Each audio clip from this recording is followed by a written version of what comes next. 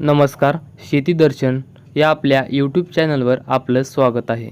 सध्या राज्यामध्ये मराठवाड्यात त्याचबरोबर विदर्भामध्ये काही ठिकाणी हलक्या पावसाच्या सरी बरसत आहेत. कोकण तसेच मध्य महाराष्ट्रातील काही भागात जोरदार ते मुसळधार पाऊस होत आहे.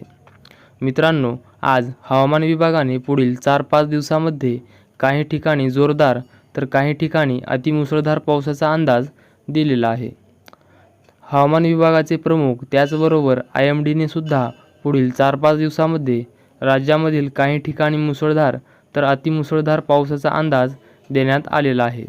येत्या 24 ते 48 तासामध्ये महाराष्ट्रातील घाट भागात व कोकणात सतर्कतेचा इशारा दिला गेला आहे. आज संपूर्ण कोकणपट्टी, नाशिक, पुणे, कोल्हापूर या जिल्ह्यामध्ये ऑरेंज अलर्ट जारी करण्यात आलेला आहे. त्याचबरोबर सातारा जिल्ह्यात रेड अलर्ट जारी करण्यात आलेला आहे.